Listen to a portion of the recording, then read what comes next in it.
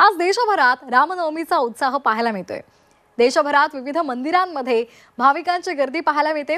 अगदी उत्तरेतल्या अयोध्येपासून दक्षिणेच्या रामेश्वर पर्यंत रामजन्माचा उत्सव साजरा केला जातोय।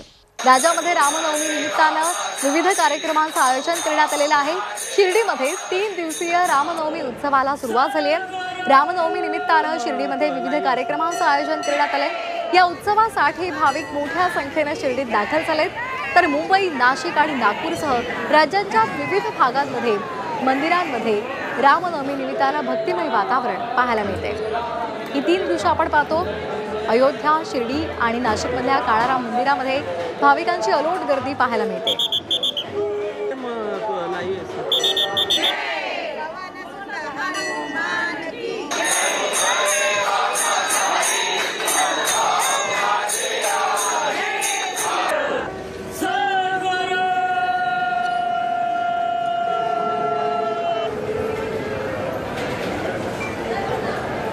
आणि या संदर्भात अधिक माहिती घेणार आहोत आमच्या प्रतिनिधी सीमा आढे। सीमा वडाळ्यामधल्या राम मंदिरामध्ये आहे।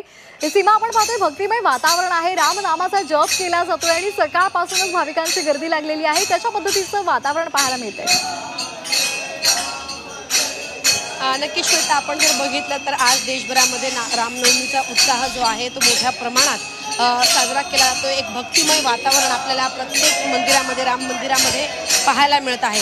महाराष्ट्रातील अयोध्या म्हणून प्रसिद्ध असलेल्या वडाळा येथील राम मंदिरात देखील आज राम जन्मोत्सव मोठ्या उत्साहात साजरा केला जातोय। आपण या ठिकाणी बघू शकतो विविध रंगांच्या फुलांची आरास जी आहे ती करण्यात आलेली आहे। विविध रोषणाई आपण या ठिकाणी बघू शकतो। सोबतच प्रभू श्रीरामाच्या जयघोषाने या मंदिरामध्ये भक्तिमय वातावरण जे आहे ते निर्माण झालेलं आहे। संपूर्ण हे परिसर जे आहे ते श्रीरामाच्या जयघोषाने दुमदुमून गेलेलं आहे। कीर्तन, भजन आणि श्रीरामाच्या नामस्मरणाने मंदिरातील वातावरण हे भक्तिमय झाल्याचं आपल्याला पाहायला मिळत आहे।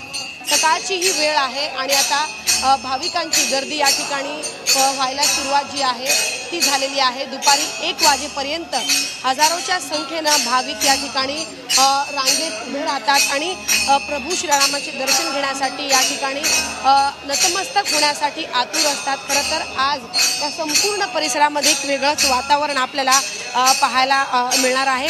अनेक धार्मिक सांस्कृतिक कार्यक्रमांचं आयोजन या ठिकाणी आज करण्यात आलेलं आहे।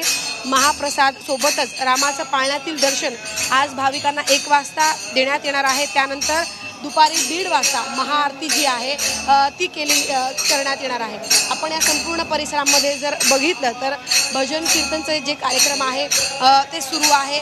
भाविक या ठिकाणी आपल्याला दर्शन घेताना पाहायला मिळत आहे आणि दुपारी पाळण्यातील दर्शन, रामाचं पाळण्यातील दर्शन हे देण्यात येईल आणि संपूर्ण परिसरामध्ये म्हणजे मोठ्या प्रमाणात तर गर्दी होणारच आहे। त्यामुळे गर्दी होत असताना कोणताही अनुचित प्रकार होऊ नये त्यामुळे बाहेर आपल्याला पोलिसांचा बंदोबस्त देखील पाहायला मिळत आहे।